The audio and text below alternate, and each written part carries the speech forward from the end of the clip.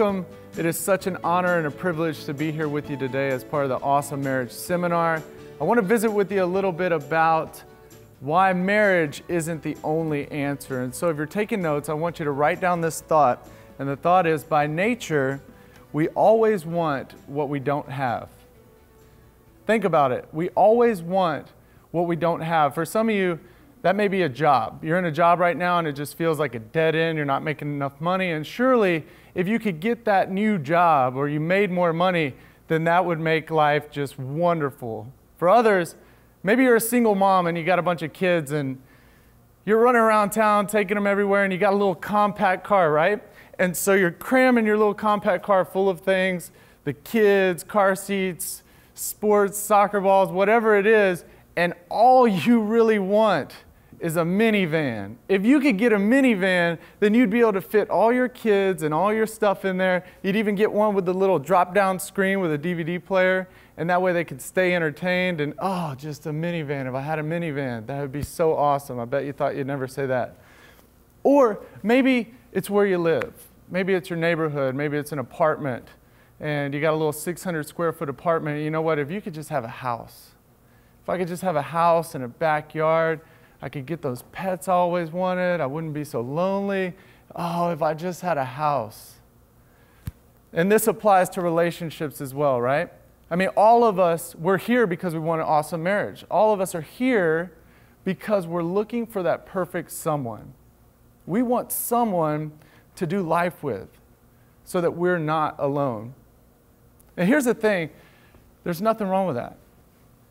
Everybody wants an awesome marriage. I've been married 9 years. I want an awesome marriage. There's nothing wrong with that at all. As a matter of fact, we know that it was part of God's perfect design. If we look early in the Bible, in Genesis 2, verse 18, it says, the Lord God says, "It is not good for the man to be alone. I will make a helper suitable for him." We know that marriage is right. There's nothing wrong with pursuing marriage. We all want someone to do life with. The problem is when we make marriage the only answer. When marriage is all we want and marriage is all that we need. I want to talk with you about a couple points that help illustrate this. The first one is this, if you're taking notes. When marriage is your answer, you compromise more than you should. When marriage is your answer, you compromise more than you should. To help illustrate this point, I want to go to a story in the Old Testament of the Bible, and let me just shape it for you. I'm going to paraphrase a little bit, but we've got a young man named Jacob, and Jacob has just been sent out by his father into a land, actually his uncle's land, to find a wife. And so Jacob goes out to find a wife, and back then it was part of culture that it was okay if you married someone in your family, probably not your brother or sister, but a distant cousin, was fair game. And so here goes Jacob, and he's off, and he's looking for his bride. And so he goes to his uncle's land, Uncle Laban, and he's talking with, or he goes up into his land with Uncle Laban, and he meets this girl at a well, and her name is Rachel, and she's absolutely drop-dead gorgeous. It's love at first sight. When Jacob sees Rachel, he says, "This is the one. She is all that I need to be happy. She's all I need." And so we'll pick up the story in Genesis 29, verse 18. Here's Jacob, and he goes to his uncle Laban, and he says, Jacob was in love with Rachel. And so he said, "I will work for you 7 years in return for your younger daughter, Rachel." In other words, he said, I will do anything for Rachel. I want her so bad. I'd work for 7 years. I don't know about you guys, but that's a long time, 7 years. To work for someone. Now, it was part of the culture where you would actually work for your bride. And so this wasn't so uncommon, but even so, maybe 2 years at most. 7 years, that's compromising more than you should. You know, I could think about that when I first met Allison, my wife. We were having a conversation, and we're talking about pets. And she's telling me she's a pet person, right? And I said, well, I am definitely not a pet person. And then we go on to get married, and we decide to compromise. And so we compromised, and we got 3 dogs and 4 cats. And at one point in time, we even had a litter of foster kittens. Great compromise, right? No, I was compromising more than I should. I was doing crazy things in the name of love. And many of you are saying, well, that's not that big of a deal. I mean, it's pets, yeah. I may not be a pet person either, but that's not that big of a deal. And I agree with you. But what if it looks like this? Maybe you're a young girl and you've met that guy. He's really cute and you just know he's the one. But he's pressuring you sexually. And he's pushing you to a place that you know it's not right and you don't necessarily want to go there, but your mind goes to the place of, well, maybe if I give him my body, maybe if I compromise and I do this thing and I give him my body, then he'll give me his heart. You're willing to compromise. Or maybe you're dating a jerk and you know what? You're almost 30 and all your friends are married and you're going, man, if I could just be married, I could hang out socially. Everybody who goes out, they always go out in couples and I'm always by myself. And you know what? It's okay that he's a jerk because if I marry this guy, maybe he'll change. I'm willing to compromise to get something that I feel like I need. That's what, when marriage is the answer, that's what it does. We compromise more than we should. Second point, if you're taking notes, when wrongly marriage is your answer, you tend to become very demanding. Let's go back to our story with Jacob. And he's at a point where he's worked these 7 years. Okay? He did his time. And so he goes to his uncle Laban again and he says, give me my wife. Genesis 29:21. Give me my wife. My time is completed and I want to lie with her. And that translation is actually more of an edited one. It's a little bit more crude than that. But he basically says this, hey, I earned her. She's mine. Give her to me. Okay, I demand that you deliver. I earned her. Gosh, if this won't just destroy a relationship. And I could think of times, even in my past, where that would be the case. And maybe it wasn't like, hey, give me my wife. I already had a wife. And I would come home from work and I would start to demand things of her. I would been at work all day and I come home tired and I'm like, why is the house dirty? Why haven't you made dinner? And so what we do is instead of entering into this covenant where we lay down our lives for one another, what we do is we enter into this sort of marriage contract, right? Like if I do this, then you should do this. I'm doing my part, you do yours. And it can take shape in many different ways. And sometimes it's sexually, right, guys? You're like, hey, I watched that chick flick. I took you to that nice restaurant, right? So surely now I'm entitled, hey, let's get it on, right? And so you're pressuring and you're expecting things and you're demanding things of that special someone that you love because you feel like you've earned it. We become demanding. We compromise more than we should and we become demanding. And the third point I want to leave you with today is when you think that marriage is the answer, you will always end up dissatisfied. Always. See, because we put such high expectations on that person. There are expectations that realistically, really no one can meet. Right? But we're expecting a great deal of them. And so ultimately what we're doing is we're setting up that person we claim to care about, for guaranteed failure. There's no way they can live up. And that's what's going on in our story in the Bible.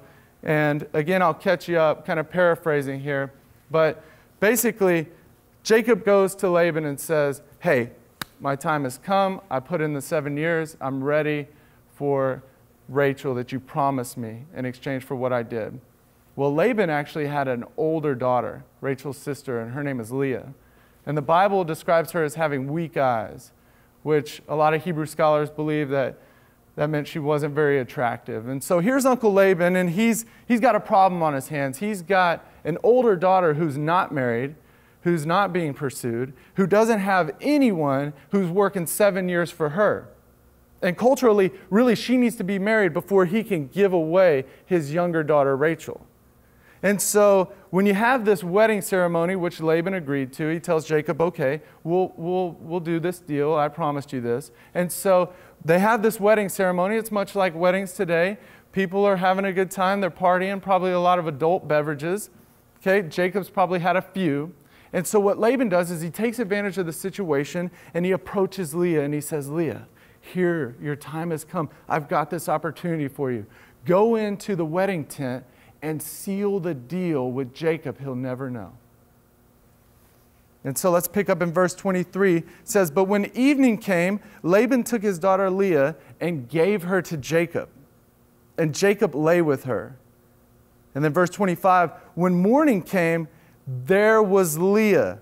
So Jacob said to Laban, what is this you have done to me? Right? He's coming into his senses. He's realizing, hey man, I've been hoodwinked here. I served you for Rachel, didn't I? That's what he says. I served you for Rachel, didn't I? Why have you deceived me? And here's the bottom line. Anytime we enter into marriage and we start to have high expectations that someone else is going to meet all of our needs, I'll tell you, every time we go to bed thinking we're going to bed with Rachel and we wake up with Leah, you'll be dissatisfied every time. And the tough part is, really when you think about it, that's the exact same thing that Leah did as well. Here's Leah. She's the older daughter. She's thinking, you know what, if only I can be married. If only I can be married. My younger sister shouldn't be married. I should be married. If only I can be married, then I'll have everything I need. And so what does she do? She agrees to a pretty ridiculous request to go in and pretend to be her sister in order to get married. And so she goes through with it. And then we pick up in verse 31. It says, when the Lord saw that Leah was not loved, he opened her womb, but Rachel was barren. Leah became pregnant and gave birth to a son. She named him Reuben, for she said, it is because the Lord has seen my misery. Surely my husband will love me now. See, Leah compromised. And she took it upon herself to seek out that which she wanted most, which was marriage.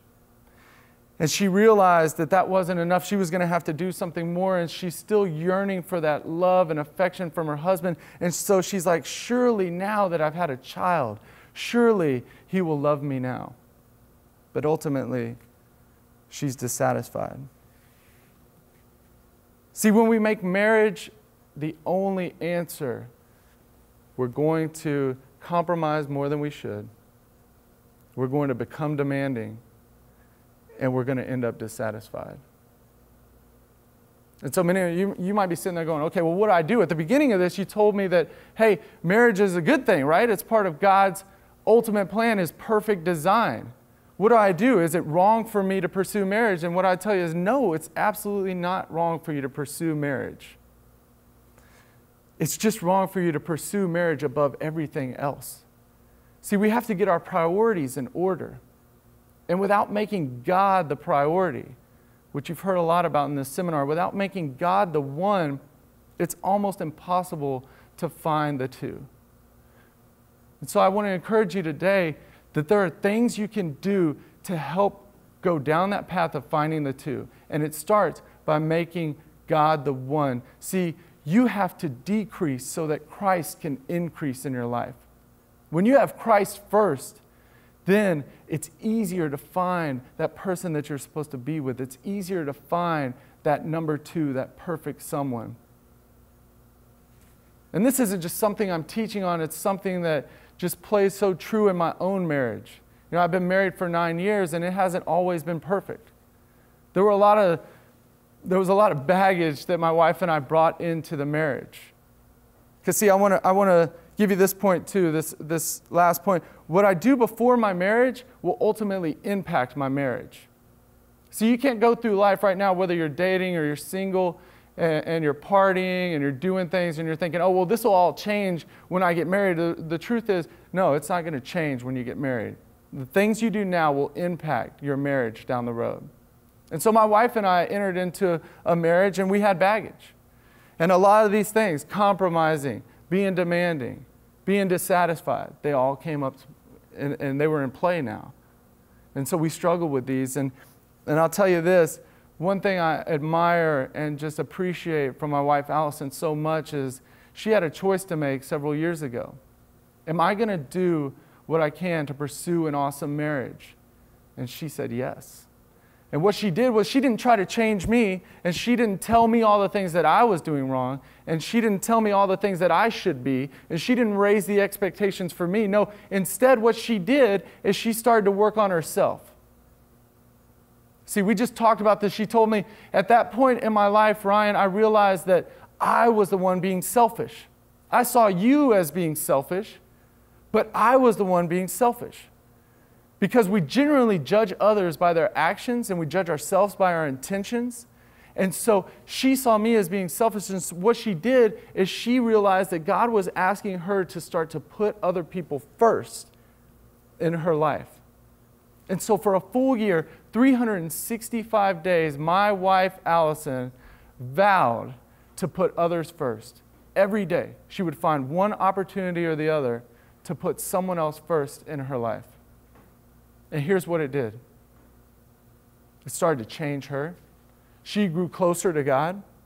And as she grew closer to God, I started to notice, right? Because we judge others by their actions, not just their intentions. And so I started to see this change in her. And she's growing in this creation in Christ, and she's being more Christ-like. And that's attractive, okay? And I couldn't help but notice. And so I started to want to get involved. And I became more interested, and I'm like, what are you doing? What can I do? What can I do to grow closer to God? Because I want more of what you have. I want that too. And so what happened is kind of the domino effect. I started to do things too for other people. I started to get involved. I started to encourage her. I started to be the better husband, that perfect someone. And it wasn't because she was trying to change me. It was because I was trying to be more like Christ as well. I was trying to pursue the things that he had for me. And in doing so, both of us have our eyes on God and we're focused on him. And slowly he started to bring us closer together. And it was one of the most powerful things in our relationship. And it's the reason I can sit here today and tell you and encourage you that there is the possibility to have an awesome marriage. The thing is, you've got to get your priorities straight. And you got to put God in his rightful position as number one, Lord of your life. And then you'll find that number two who will complement you in your pursuit for him.